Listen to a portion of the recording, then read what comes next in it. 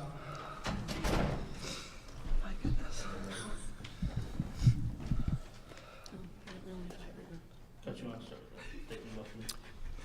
Yeah, I think you have to give Idaho State a lot of credit on the defensive end. They really did make it difficult, especially in the second half and in overtime.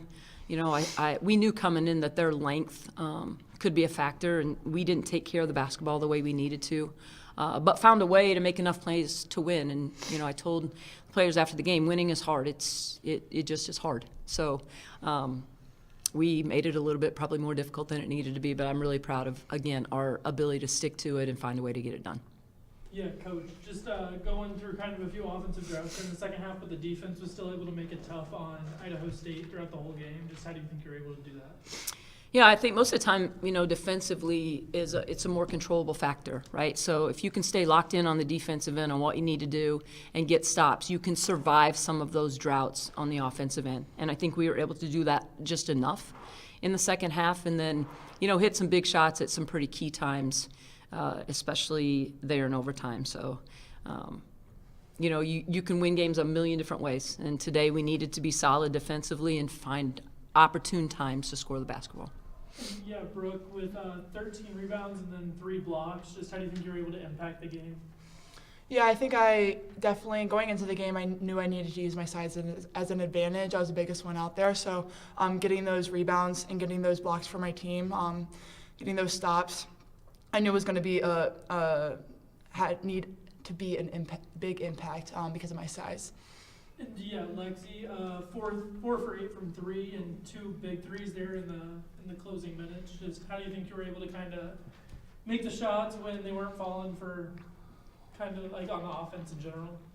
Well, I'll take 4 for 8 compared to 0 for something last game. So it was a great way to come back. My teammates had a ton of confidence in me shooting the ball, which is huge. And honestly, I never really looked at the clock or the score. When it's my turn to shoot the ball, it's my turn to shoot the ball, and it's got to go in the basket. Lexi, you mentioned going over the other day. You made the first one today. Just how nice was that to just kind of make that first one, give you a little bit of confidence after the game the other day? Yeah, anytime your first one goes in as a shooter, that's pretty. You hope that it's going to be a pretty good day. It fueled my fire a little bit. I'm not going to lie to you. It helped a lot compared to last game, and I knew that I could play with a little more confidence today.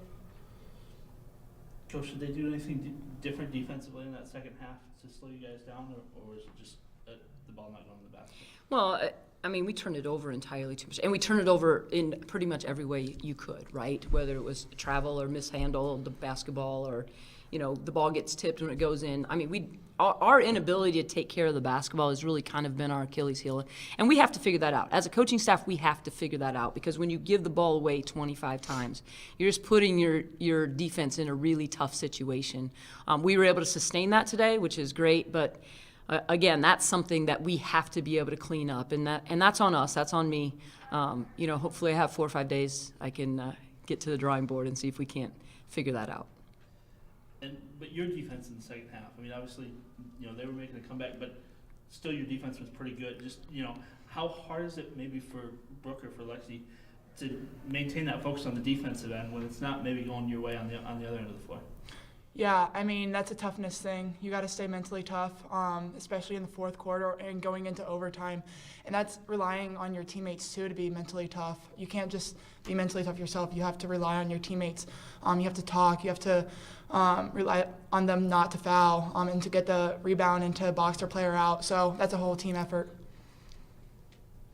Coach, this one that you just kind of chalk up as a win is a win, and just enjoy a couple of days off and you worry about cleaning that stuff up down the road. Yeah, I mean, but again, we knew that Idaho State was going to come in here and be a really good ball club. You know, it's not like we didn't expect a fight, and we for sure got one. So, again, as ugly as it was at times, especially offensively, they've been able to do this to a lot of teams that they've played so far. So, you know, it doesn't feel great offensively for us. It doesn't feel great that we turned it over 25 times. But again, you have to give Idaho State some credit. They were able to force those turnovers and force us to be uncomfortable. And again, we handled it just well enough. So we're going to take it. Yes, we're going to enjoy a few days off. And get really excited about the preparation with Viterbo, but definitely jumping in MAC play. And just lastly, that kind of grind of a game, a MAC game can kind of be like that. So is it good prep for what you're going to see here shortly? Yeah, no doubt. I mean, you get into MAC play, and there's really no secrets and no surprises. Everybody has a great scout. They know what they want to do defensively, and you have games like this sometimes that you do have to grind out come league play. And, you know, if this is any indication, I guess we'll be ready for it. Thanks, we're good. Thank you. Thanks, guys. Thanks, everybody.